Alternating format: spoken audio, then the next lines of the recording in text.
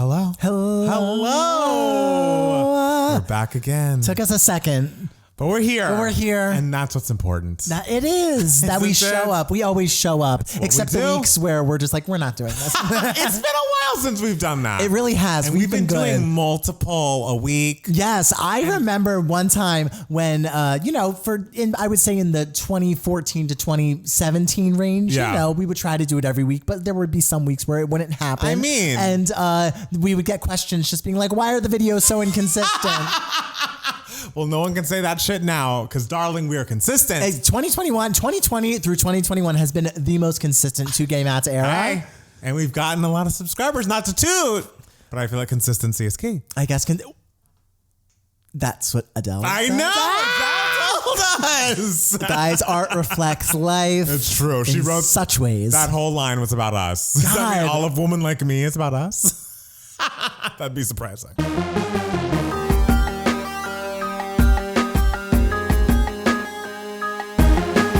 Everybody, welcome back to the 2Gay Matt's podcast. It's Matt Palmer. And it's Matt Steele. We're back again. Another weekly podcast available. It's in your ears or on your eyes right now. How are you, Matt Steele? I am thankful. Yes. Because it is the time to be thankful. It's your favorite. Which is every time. Your favorite time of year. Yeah. Favorite holiday. Totally my favorite. For those of you who don't know, Matt Steele, who is usually like... I'm not going to say you're not a happy person, but Matt Steele's usually the more chipper person of the 2Gay Matts. That is what you think if this is your first video watching. If you watch and pay attention, you'll see. To the nuance. Yeah, yes. The nuance is there. There is a nuance to Matt Steele. Absolutely. But at first glance, Matt Steele is the more chipper, I would say. Sure. But Matt Steele is also a giant Thanksgiving Grinch. The third person is wild. I must say, you've said Matt Steele several times. Listen, the people need to know. They love a third person moment. Of course. But yeah, Matt Steele is not the most into Thanksgiving. I'm kind of just like, this is fine. I don't know. Like a holiday that is literally just revolving around food is kind of just like, this isn't real. Like this isn't a real holiday. And people are like, well, it's just like a time to be thankful. And it's like, well, I can do that any time of year. The food itself is just so good. Of course. I'm like very in. But you can also cook that meal whenever you want. Do you cook that meal whenever you want? Well, no, I don't cook anything whenever I want because I don't ever want to cook. Well, yes, I feel like it just is a special occasion. It's a nice tradition. You know, I get why people like it. It's not like it's no Christmas. Hello. Oh my God. Let's not be ridiculous. But I think it's nice. Yeah, sure. It's nice. It's nice when there's company. It's just, it annoys me so much when people stress out so much about Thanksgiving and they're just like, oh, if this one thing goes wrong, the holiday will be ruined and everything. It's like, have you ever like had a bad Thanksgiving meal where you're just like, oh, this ruined this squash ruined my holiday? It's not completely ruined, but I will say the first time I went to Thanksgiving in a place that was not my house, the meal was shocking.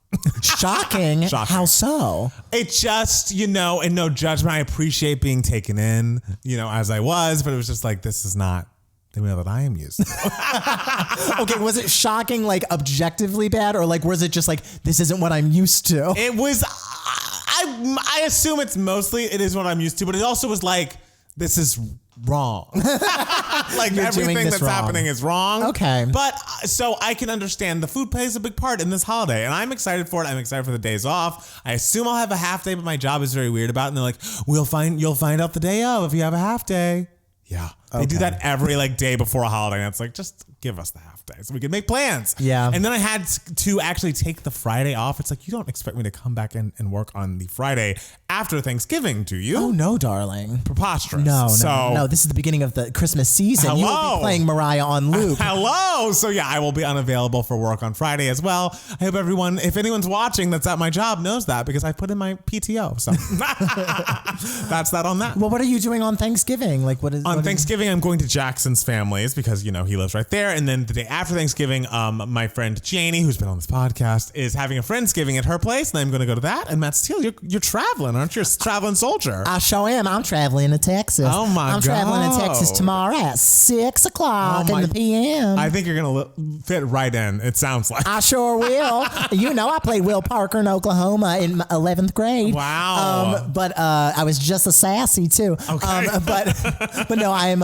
flying to Austin because one of my best friends moved to Austin last December and he bought a house and a whole rigmarole. So, our group of friends we're going out, to see him and see the house and everything he's built because he's really like built it from the ground up. Not like the foundation of the house, but like he's redone so much of the house. That's amazing. So it'll be nice to see him. And he's always very big on Thanksgiving. It's also always around his birthday. His birthday's Friday.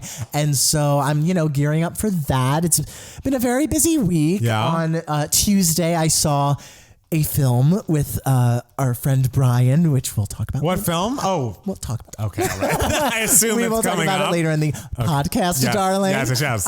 And what else did I do on Thursday? Of course, there was Adele. Yes, Adele. And then, it's just been a lot of gearing up because I don't think I've told you this, but December through January, I got another job. Ooh, what job? I am working a production position. I'm going to be the script supervisor for a string of Fitbit promo videos. Great. That Jason, one of the other producers of Devos, the movie available now on Amazon and YouTube Movies and iTunes, which is a movie that I produced and starred in and wrote.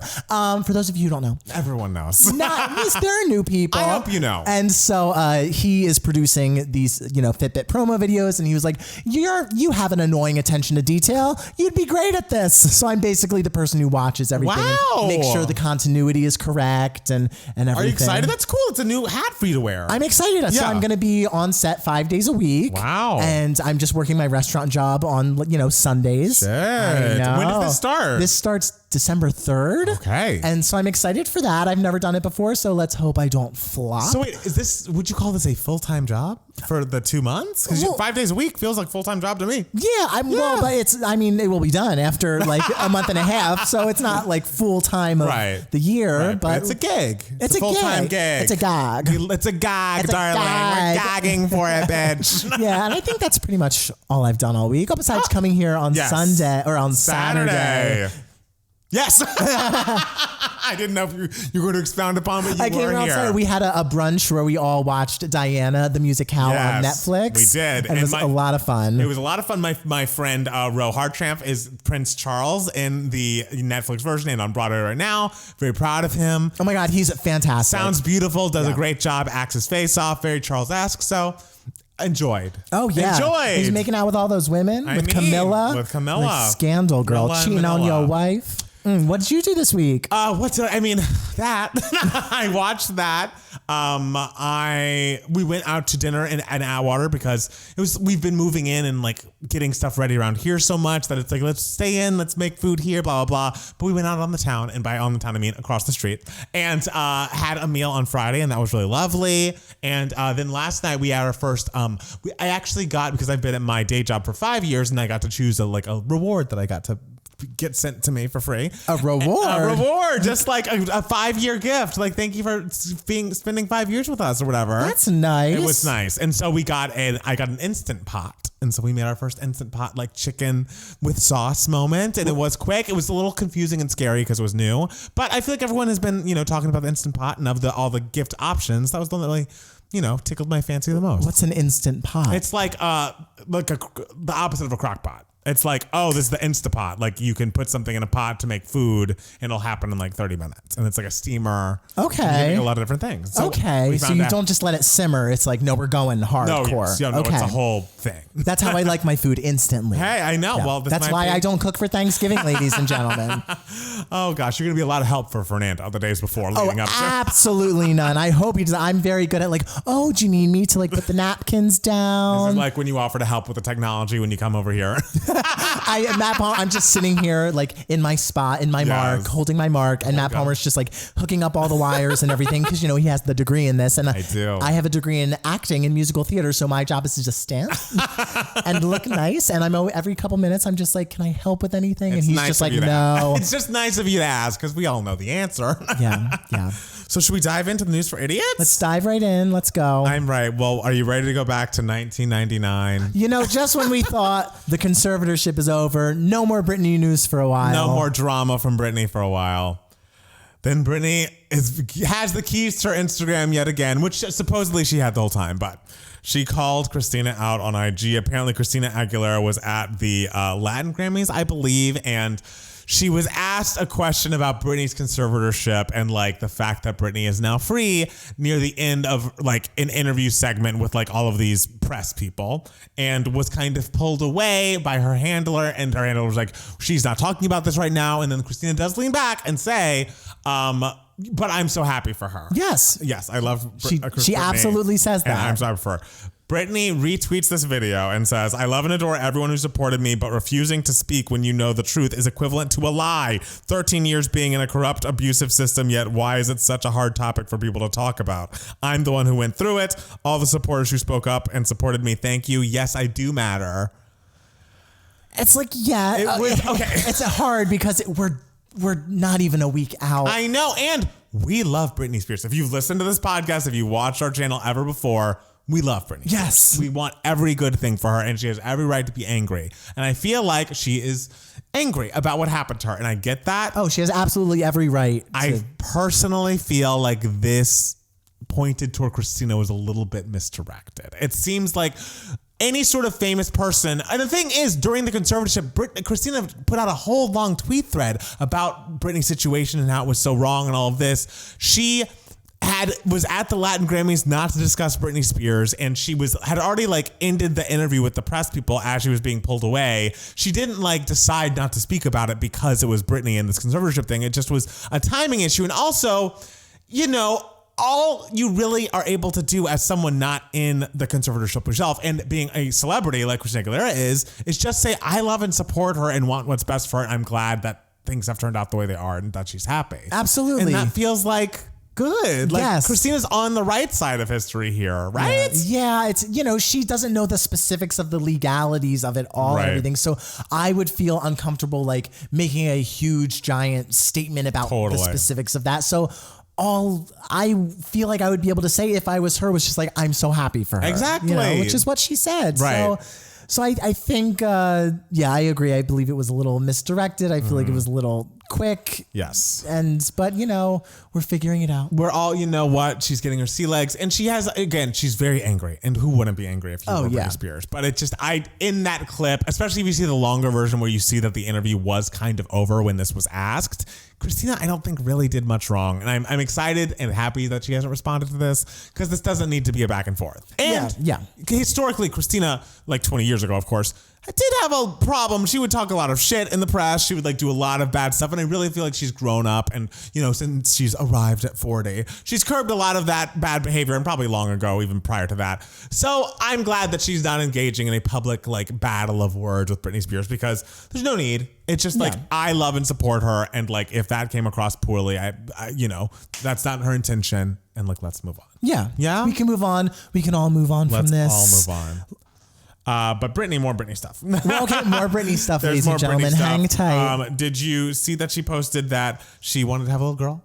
I thought that was nice. I want to say she said that before. She said it before, but then she posted like a picture of like kids on tippy toes. Like, I'm going to try to have a baby again. Maybe it'll be a little girl. She also tweeted and Instagrammed about how, you know, before I go and set things straight on Oprah, I'm going to like set things straight here on Instagram, and like talked a little bit about the conservatorship and like answered real questions people would. Remember when she was doing that? She's like, I'm answering all those questions you have in my comments. Like, what's my favorite food? And it's like, no one asked you that. No one asked that. But here she really was answering some questions. She feels basically like, I was so embarrassed that I didn't know how, I had never seen cash and I wasn't able to drive my car. It blows my mind every day. I wake up and how my family and the conservatorship were able to do what they did to me. It was demoralizing and degrading. I'm not even mentioning all the bad things they did to me, which they should be in jail for. Yes, including my church going mother. So it goes on. But again, this is Exhibit A of the anger. Yes. Exhibit A for anger. Yes. And I think it's valid. But basically, I have not forgotten, and I hope they can look up tonight and know exactly what I mean. So free Britney doesn't mean call Britney. That is true. It is very true. It's so wild. Like, I forgot that she wasn't like able to have cash.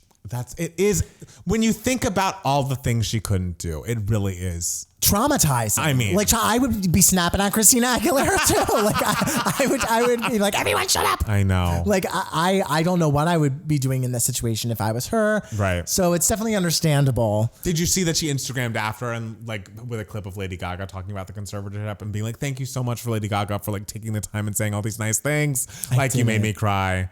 So Gaga did it right. Okay. Christina did it wrong. Okay. Let's keep the eyes out. Have you seen that clip today from Miss Adele? It was a clip of her ITV special where she's asked about like who growing up influenced you in your life. And she talks about her teacher, Miss McDonald. And then of course, Miss McDonald is there and they have a tearful, reuniting moment. And I watched and I got to think and I was like, is there any teacher I would react that way about that I've had? And I think the answer is no. Oh, geez. Okay. Like that, like burst into tears? No way. I think, Adele's an emotional person. I'm emotional. Yes, you are. I don't know. I feel like in the height of the moment, like she's been through so much, not even just like, getting a divorce and having a child and everything, but like she's been through so much just like career wise and everything that like, I imagine that going back to a moment of her past and her childhood when things were so much simpler a million years ago. A song. Classic. That would make me emotional and that would make me cry, I feel. And especially like, in front of the crowd. And I thought it was so funny how she immediately was just like, oh, my makeup. Oh. She just ran on stage. Right. Who was the guy? Alan Carr. He's a late night host in Britain and one of her good friends. Okay. And he's like very funny. And so he got on stage and sang, I think we'll call it, a piece of Make You Feel My Love. Yeah, she was like, I gotta do my makeup. You're gonna start the song for me. How do we watch that in America? We don't get ITV here. I want to watch that whole special. You gotta have the ITV channel. You gotta have the special code, the Amazon, what is it, Fire Stick? I don't know. Did you make all that up? Yeah, I sure did. I just threw a bunch of words I knew together and made it happen. I want to see it. And I'm like, I feel like I had a choir teacher in like elementary school, Miss Mayfield, who I really loved. And she, saw my talent. And, I sang a verse of I Believe I Can Fly at the fifth grade graduation when I was in fourth grade. And then I sang the entire Mariah Carey's Butterfly for our fifth grade graduation. Of course. But every other teacher at least a music teacher I've had since then, either like didn't like, we didn't have a relationship or they were like actively my enemy. Oh my God. You know me. It's like if you've wronged me, you're on the bad list. You're on the bad list. Like there's no coming back from this. Like, so those are at least my artistic, like the other teachers I had probably could pick them out of the lineup. I just don't know. These are not things that stick with me. I remember my entire class, like school schedule from sixth grade onward. That's insane, what class it was, who the teacher was, who was in my class, what room it was in, what I learned. Elementary school, the actual schedules, varied Monday, Tuesday, Wednesday, Thursday, Friday and everything. But like, I remember all my teachers and who was in my class all throughout elementary school and everything. I had wonderful teachers. I love them all. I mean, I'm still like close, with my fifth grade teachers, like Mrs. Richards, Mrs. Donovan and Miss Latini and Miss Petrowski, my fourth grade teacher who taught me how to twirl a baton.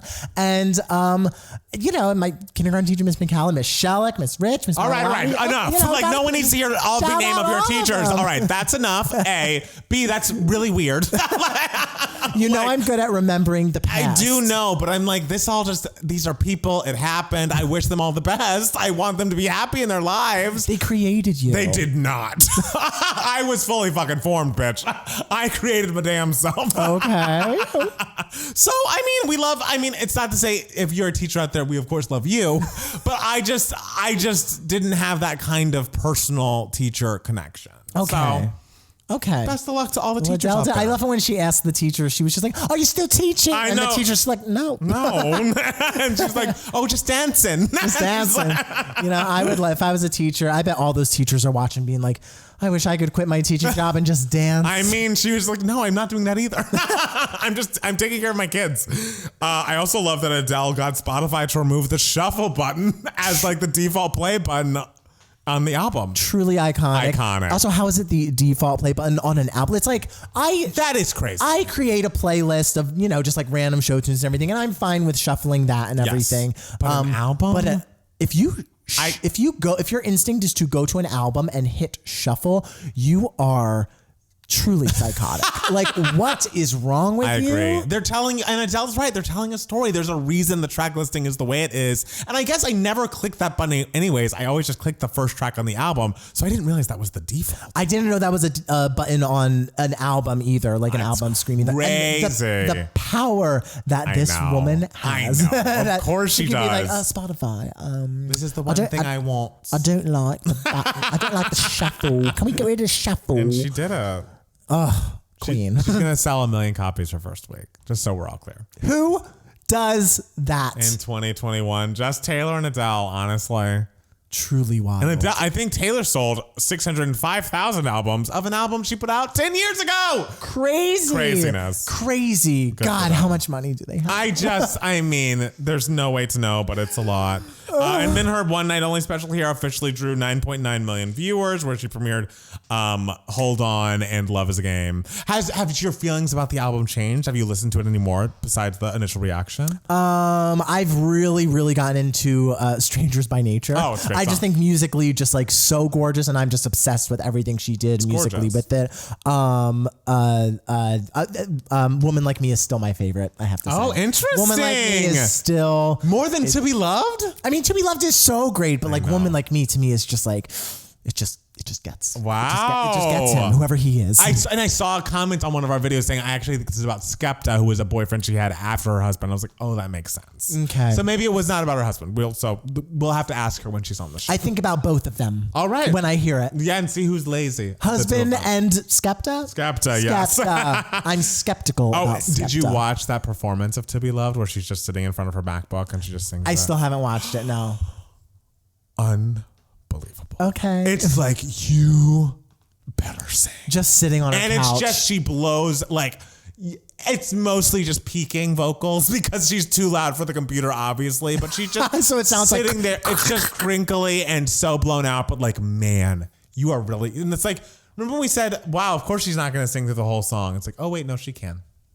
So if she can there. She's just She saying can do it. she'd get too emotional because like it's about her real life and it's so vulnerable, but like, whatever. Wear your heart on your sleeve. We Go ahead. want that. If you need to like take a breath and stop the tears, get your makeup done in between verses. Hello, remember when Kelly did Piece by Piece on Idol and choked up? And she was just like, I'm sorry, I'm just so pregnant. That was so great. She's great. I wonder what, like, I assume there's going to be like a piece by piece on the new album because there was the piece by piece ending was very much like ex-husband who shall not be named. You were the person that fixed me. And like my father was like, this is a father and he was so bad, but I know you'll never leave. You'll never ask for money. I just thought about that. She said, you never asked for money. Oh, and then he did and is. Oh no. Oh God, I'm devastated. That just came to me. I'm sorry. I didn't mean to bring the mood down. I did not. Didn't even think of, after hearing Merry Christmas to the One I Used to Know, just thinking about Piece, where she was back in, what was it, 2016 Piece by Piece came out? Yeah, something like that. Oh my God. Oh my God. Well, how things can change. It's very true. And so much for Kelly and so little for me. I'm still sitting here. Well, speaking of things changing, huge news, everybody. Shawn Mendes and Camila Cabello, whose name I didn't just forget, have broken up. You know, love is a game. I mean, I'm sure they're young, they're attractive, they'll be fine. I worry not for either of them. It seems like, they're still cool with each other. Yeah. They posted the same message. Wasn't it the same message? That was PR. They're like, we're going to get a message together. And it was like, hey guys, we've decided to end our romantic relationship, but our love for one another as humans is stronger than ever. We started our relationship as best friends and we'll continue to be best friends. We so appreciate your support from the beginning and moving forward. Yeah.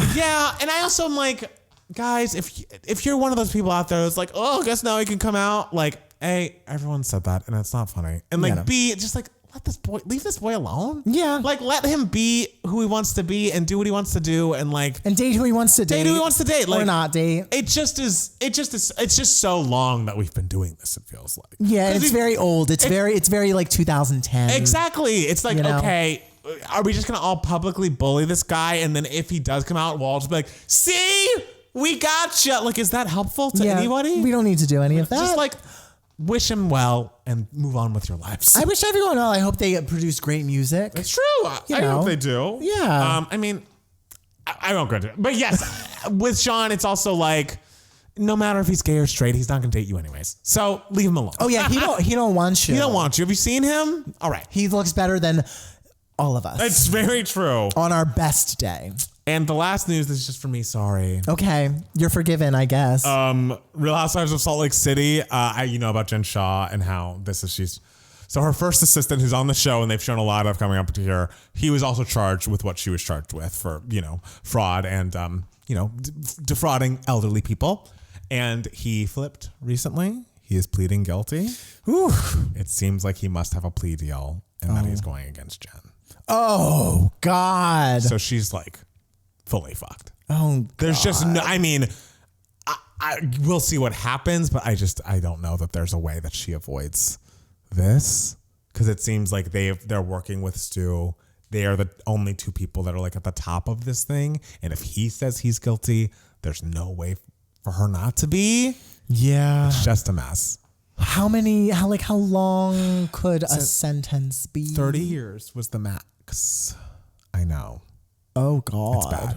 Oh, it's bad. God. That's bad. It's bad. So I haven't watched tonight's episode, but everyone stay tuned. We'll see what happens. Matt Steele, is there any other news for idiots that I may have missed? I don't think so. You don't think so? Is it time for intermission? I think we're going to take a quick intermission and be back with more Two Gay Mats, the podcast. We should do outfit changes.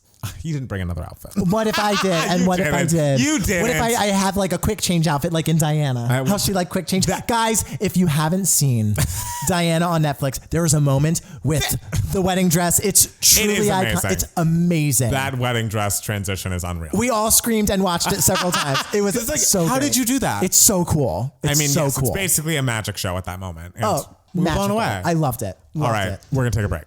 I'm sorry that intermission was so long for you, ladies and gentlemen. Someone's foot fell asleep. Yes, and someone was not sympathetic after I walked to the camera one-footedly. Well, look, every time I ask you on this podcast if there's anything I can do to help, you always say no. There was nothing I could do to help this time. I just needed some empathy. I needed you to be like, oh, man, that sucks. I did. I was like, oh. And in my head, I was like, that happens. I was like, that happens to me all the time. And I get over it all the time. He will too. You didn't verbalize any of that, and you could have said, "Oh no, that sucks. Oh yeah, that's a bad I just feeling." figured you knew, like it's happened to you before. Your foot has fallen asleep. This is what I mean. If you pay attention, you'll know that Matt Steele's not all chipper and nice. This is exactly what I mean. Excuse me, I was still very chipper as I was not asking you how you were. I was still sitting here with a smile on my face. All right. Do you have something to go to? I sure have things to go to. Let's hear it. So we are on to Email My Heart. This is the section of the podcast where we answer any questions that you guys might have. You can be a part of Email My Heart if you email us at 2gaymats@gmail.com, 2 spelled TWO, or you could comment in this video if you're watching it on YouTube. So the first question comes to us from Grace. Hi, Grace. Grace says, it's not over until that fat lady sings.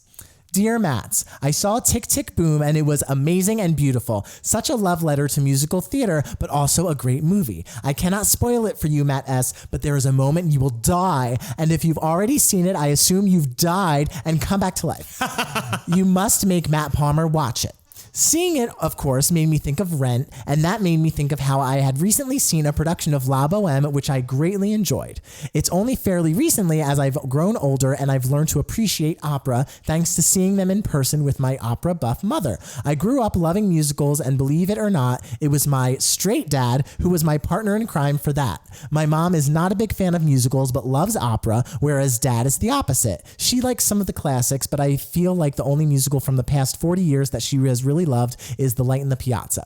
To get to the question, what are the Two Gay Mats' thoughts on / experiences with opera? I don't think you've ever mentioned it, not even the iconic Carmen, a hip opera with Beyonce. Well, I most certainly had the Carmen the Hip Opera DVD, so no one worry about that, which featured, I believe, a remix of Survivor that featured Debrat. It was a great time. Debrat loves opera as well. Exactly. Sure. I believe it was Mekhi Phifer in that. It was on MTV all of the time. Did you ever see that? I have never seen it. No. Really? It's really fun. It sounds crazy. It's insane, and I loved it very much. My opera history is not long. I mean, we went on chorus trips internationally, so I feel like we went to a opera house and saw an opera in Italy, I believe, maybe in Vienna. I don't remember. I mean, if there's a place to see opera, it's Italy. Exactly. So I think we saw it. Yes, I think we saw definitely an opera at some point. well, you know, it wasn't in English. And so that was tough. I feel like maybe I could read and follow along. I have no long history with that. I thought like, okay. And then I have not revisited. So I love that you were so, shown about opera and musical theater from your parents, though. I love that they indoctrinated you into the arts, Grace. Oh, absolutely. An artiste from birth. Good Grace for her. was raised right. She was. Say. So I actually play the violin. I've played the violin since summer after second grade. You should play it for the people out there. They'd love to hear you play. They don't want to hear me. I want to hear you play. They'll be like, oh, that was fine. They'll be like, oh, you need to rehearse a little more. So I was very into classical music, throughout, middle school and high school. I love playing classical music. I love, listening to classical music. I do love opera a lot. Amadeus is one of my favorite movies of all time. Oh. I mean, that doesn't mean that anyone's an opera fan just because they love Amadeus. It's objectively one of the greatest movies of all time. But while I do love opera, I'm not like insanely knowledgeable about it. Like, I know like specifically, the big Mozart operas and everything specifically, but I would say I love it more so than know about it. That's fair. And I mean, I honestly think like the two most difficult art forms on the planet are ballet and opera. Because like you see those opera singers and you're just like, it's serious. Jesus, it's like serious. this is hard, like what they are doing and everything, and how they have to sound so consistent and everything, and how if you're like the slightest bit off, like it's custom to just boo. It's custom for the audience to just boo an opera singer, It's in like Italy. the Apollo. My God. Yes, exactly. It's the same thing. And so yeah, I do love opera very much. So I remember seeing The Marriage of Figaro in high school. We went on a trip, and it's funny, my music teacher, we were going as a choir, but like only like 10 kids could go or something. And so she was like, I'm going to be fair and like pick names out of a hat and everything. And my friend Eileen, who actually went to college for opera, and is now a voice teacher and everything, she was just like, I don't understand. Like, I am her one student that she's like ever had, like, who wants to go into opera. Like, why can't she just like pick me? Did she get to go? I don't think so. Oh, well. I know. But That's too bad. It's fine. Miss Dunn had to be fair. It's true. So yeah. So the next question, hold on. I'm left-handed, so like I have to open my home button with my left hand because it has my thumbprint. Okay. All right. Now we're switching. Okay. Oh my gosh. All right. Next question comes to us from Dada. Hello. Dada. Hello. Hello. Subject line is tick, tick, boom. Hey, Matt Steele and Matt Palmer. I hope you are both having a lovely evening. I just wanted to say that I love your videos and podcast. Thank you both for providing us with funny and enjoyable things to watch and listen to. Oh, that's so I nice. appreciate it more than you know. I'm ready you guys while I watch your Adele 30 reaction. I've already listened to the album, so watching you guys listen for the first time is so fun. Anyways, on to my question. Yesterday, I watched Tick, Tick, Boom, and I really liked it. Have either of you watched it? What did you think? Matt Steele, if Stephen Sondheim were to come to a preview / premiere of a play / movie / TV show that you wrote, how would you react and what would you do? Anyways, yeah, thank you so much. Hey, she sent another email, a follow up. Hey, sorry, I forgot to mention this. So hopefully you guys see this, but Jasmine Sullivan singing Come to Your Senses during the end credits was so lovely. If Stephen Sondheim Oh gosh. Here we go. were to look at me, let alone like see like something that I created, I wouldn't know how I would feel because I would immediately run out of the room. So I would just be like, I can't handle this and just not experience it. Wow. I would be too horrified and nervous. Right. I'm not a thrower upper. Haven't thrown up in over a decade, but I think if I were to ever throw up, That would be the not scenario. of something that's when not you food do poisoning it. related, that's when I would do it. That makes sense. I get that. Yeah, that would just be wild. So- what about if Stephen Sondheim heard The Good Parts available now? Available now. That'd be cool. Yeah, he did Cats. Is that wrong? Is that right? Or is that Angela Weber? You seem upset. I feel like I've upset you. Which ones did he do? He did Sunday in the Park with George. Oh, right. He did Sweeney. Remember I made you watch Sunday in the Park with George? That, yes. Sweeney Todd. Remember you saw me in a production of Sweeney Todd? That, yes. Into the Woods. Remember you were in Into the Woods once upon a time? Yeah. Into the Woods Junior. But Company. Remember I made you listen to Company? Was great. You like Sondheim. I liked Company. You like Sondheim. Sunday in the Park with George is not for me. It will be not for you. for me, darling. Not for me. Bitch, give it time. I watched it. I gave it all 5 hours it took to watch the damn Lots thing. of people see Sunday and they're just like, I don't know. And then years later, they're just like, wait. Just wait, darling. I'm waiting. I'm more forgetting than waiting, but sure. So he did Cats. Oh, Jesus Christ. You seemed upset about that. I mean, y'all know I'm a cat stan. Yeah, that's what I'm saying. I love Sir Andrew, but like, girl, get it together. Okay. Do you have more to say about Tick Tick Boom then, I assume? Well, yes, we're going on to the next. Yes, we are. I assumed we were. I mean, I told all of you guys that this would be my giving me moments of this week. Yeah. And then I went into the theater and I was just like, oh no, what if I don't like it? And I have nothing to talk about for giving me moments and I disappoint everyone. Well, don't worry, ladies and gentlemen, you won't be disappointed because not only is Tick Tick Boom my favorite movie of the year, it might be like my favorite stage to screen movie musical adaptation like since Chicago. Wow. It is so phenomenal. For those of you who don't know, Tick Tick Boom, it was so there's Jonathan Larson who wrote Rent, went on to become a giant phenomenon, won the Pulitzer Prize, but Jonathan Larson unfortunately passed away the day previews were supposed to start off Broadway for Rent. And so in like 1990, he wrote a one-man show where it's him at the piano called Tick Tick Boom. And it's about, his struggles as an artist, when he turned 30 and everything. And then, it was just in a tiny, tiny theater, just him at a piano and everything. Nobody saw it. And, went through had a couple more mountings in tiny, tiny off-Broadway shows. No one saw it. Few people saw it. Then Rent happened. Obviously, he moved mountains with that and everything. So they revived Tick Tick Boom in 2000, 2001 with Raul Esparza. The guy who wrote Proof, David Auburn, I believe his name is. He retooled a book. So it's a 3-person show and there's more of a narrative and everything as opposed to just, a guy at his piano. And so Lin-Manuel Miranda directed this feature film version, which somehow incorporates all incarnations of Tick Tick Boom. Wow. Just the way the narrative is done, where, spoiler alert for those of you who don't want to be spoiled, but he is essentially narrating his story as he is essentially at his original production of Tick Tick Boom in the theater with his 2 background singers and his band telling his story as the narrative movie is playing around him. The way they tie all of that together is just so brilliant. The sheer enthusiasm and the sheer heart that this movie has is out of this world. I mean, I've always said Lin-Manuel Miranda can get you excited about a cardboard box. The man is just so infectious and everything. And his admiration for Jonathan Larson just comes through so much in this film. And obviously, I totally forgot Jennifer Tepper was a main producer on it. She's a Broadway historian and producer and everything.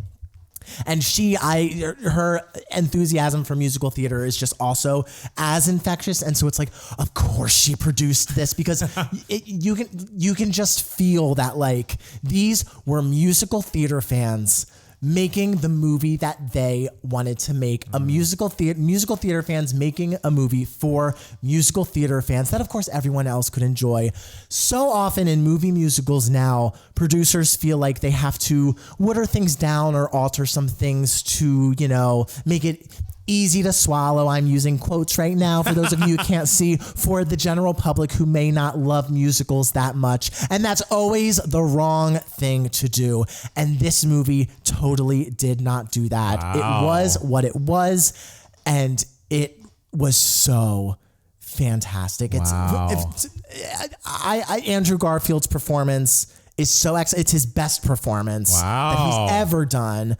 And I said that about Eyes of Tammy Faye just this year. And he like topped himself in a year. How can he do that? Robin DeJesus is so great. The whole cast, honestly, is so great. The cameos, everyone's talking about the cameos, are just so much. It's just so much fun. But you don't like need to love musical theater to still enjoy this movie. It's about a guy who...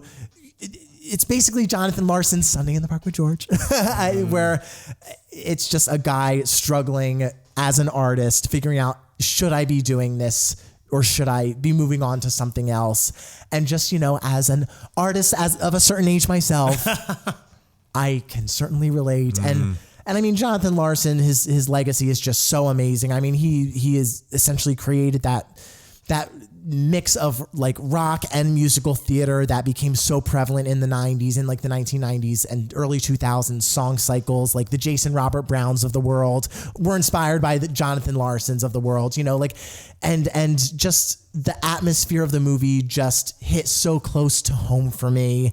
Just, it felt so real in how musicals are workshopped. I was just back in New York in the musical theater scene, and it just felt so real and genuine, and I can't say enough amazing words about it. It's so, so fantastic. The numbers, the number therapy was so Bob Fosse cabaret. The way that was done was so smart. I could be here forever. Well, I have to say that I completely agree with you.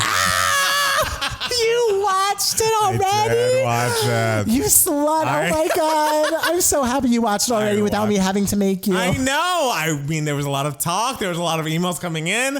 And, we'd already watched Diana that morning. So I was like, we're in a musical theater place. Oh, yes. It's Broadway time. Saturday was a Broadway day. Saturday was a Broadway day. And I must say, as someone who, I think is well documented as not a Rent stan, this was lovely. Right? It was so beautifully performed. Beautifully. The songs are gorgeous and impactful. The storytelling is truly unbelievable. Yes. How they jump back and forth from his workshop to like the actual narrative. And it's never confusing. No. It so easily could have been confusing. Yes. I thought the like moments where it became surreal were so subtly mixed in and like always very earned. Like it was like, it kind of highlighted, no shade to In the Heights, it kind of highlighted the problems of In the Heights of like, everything became surreal, and so then nothing really. But like when things became surreal here, it was like, oh, this is a moment. It wasn't just like surrealism and musical number for the sake of having big splashiness. Yes. It's like everything was so earned. And he was Andrew Garfield. I know, unbelievable. I know. Like I had no idea. This was the role he was born to play.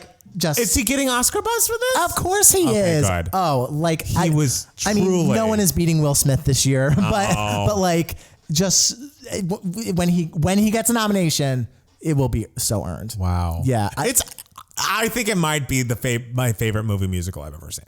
Oh. I mean, maybe second to Last 5 Years. Okay. Last 5 years. We do love Last 5 years. We love Last 5 years here at Two Gay Mats. And I, know the show so well, and it's just a part of me. Mm-hmm. But I will be re-listening to Tick, Tick, Boom. I will be watching it again at some point in my life. And that Jasmine Sullivan cover. Oh, yes. Unbelievable. Yes. And also, like, it's just like, Vanessa Hudgens, who knew that this is what was going to happen? I knew. I did not, because you saw those early high school musicals, like, and I was like, she's great. I was like, this girl cannot sing. I think she always had a great voice. She sounds much better now. Oh, I mean, she's clearly like matured in her, singing and everything. Like, oh, wonderful like, performance. The thing with like Rent and Jonathan Larson was like, just the heart that is in it is just so palpable. And Rent especially is Rent because he passed away before like previews could even start. It's very much seen as an unfinished work and everything, and that's his whole mantra of just like time is ticking down, for everyone, and no day but today, and it's crazy that was his whole theme. And I know, and then he passed away so suddenly from an aortic aneurysm. It's just what so happened. wild. I mean, this is just me asking questions now, but what happened to his friend Michael in real life? Do we know? Oh, I don't know. I'm not sure. Okay. Yeah, I wondered that. Yeah. Wait, what was your favorite number? I mean, I need to go back and watch it, but I mean, the one with the cameos at the moon dance was really cool. I just was really. Was Matt Palmer's favorite number the parody of Sunday in the Park with Joy? I mean, it was, and I saw him watching, and I was like, ugh, turn that bitch off. That shit sucks. Wow. That shit sucks. I mean, and also turn this off because you are canceled. I like the song, the song that his girlfriend sang with Vanessa Hudgens and going back and forth there. Oh my God. That's a great song. Fantastic. That was so cabaret. That was, it was thrilling. And the way it's like an argument scene in one part, but then like a comedic song. And in the show, the stage show, it's different. Like it's kind of just a full comedic scene. But the way it was edited here and what Lin-Manuel Miranda did to it here, there was no one else who could have directed this movie except for Lin-Manuel Miranda. Is there anything Lin-Manuel Miranda can't do? No. I mean, clearly the answer is no, because like, how is this your directorial debut? I know. It is so smartly and cleverly and like meticulously directed. Because just the way the narrative is done is so, there's such a clear, distinct vision to it. And then at the end when you realize, oh, this theater that he's been in this whole time narrating it is his production of Tick, Tick, Boom, the movie we are watching now. Just chills. I have no idea what else to say other than everyone. You should watch it. Watch it. Even if, again, I'm not Matt Steele when it comes to musical theater. I did not like Sunday in the Park with George, as we know. Yes. It is incredible. Yes. Tick, Tick, Boom is that. Yeah. Wonderful. And I knew it. When that trailer first came out, I was like, I'm excited. I am excited. Oh, and I loved the apartment song too when he moved. I was like, yes, that's what I would do and did. Oh yeah, you would just be like, oh no, I'm not living in this shitty like Alphabet City nonsense. No, I'm gonna live in this high rise with a ballet. I get it.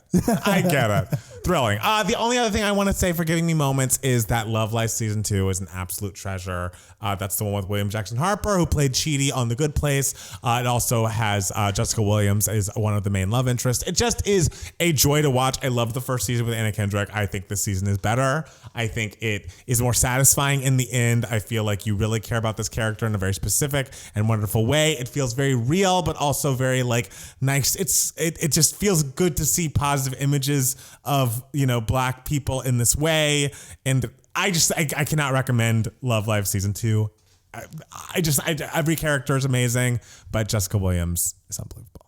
Who's Jessica Williams? She was a Daily Show commentator who spun off and became her own thing. There was talk of her being the host of the Daily Show. Oh. Now I guess she's just like a full-fledged actress because she was acting her face off in this series. Okay, ma'am. Good for she's her. Great. She's incredible. She's gorgeous too, but that's neither here nor there. But I would recommend HBO Max Season 2. Also, I've watched a few episodes of Real Housewives Ultimate Girls Trip, where it's just basically a bunch of housewives together, like Ramona, Luann, Kenya, Cynthia, Melissa Gorga, Teresa Giudice, Kyle from Beverly Hills. And it's ridiculous, and it makes no sense that they're together. I love it. That sounds like a wreck. It's a wreck, and it's wonderful. We love a wreck. I can't recommend it enough. It's worth the $4.99 for Peacock. So I think that's it from me. Is there anything else you want to say to the people before we say goodbye? I believe that is it for me as well. I'm so thankful to all of you. Yes. Please pray that I don't have to cook anything. Last year we went to Big Bear. I had to make Brussels sprouts, and they were really good. So that's the thing. I feel like you've made other things that end up being good. I know. When I cook, I'm really good at it because I hate it. I hate cooking. I love cleaning. You would see me clean that ceiling fan. You do. You would clean that ceiling fan more often than I need it. I love cleaning. Cooking is not for me. All right. Just not for me. Everyone has their thing. So thank you guys so much for watching and listening. And we'll be back next week with more 2 Gay Mets, the podcast. Bye. Bye.